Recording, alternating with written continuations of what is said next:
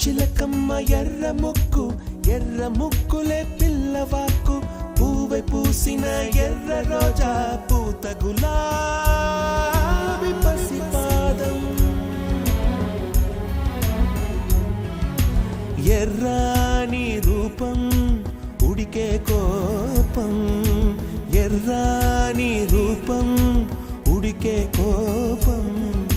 సంధ్యావర్ణ మంత్రాలు వింటే ఎర్రని పంట పాదమంటే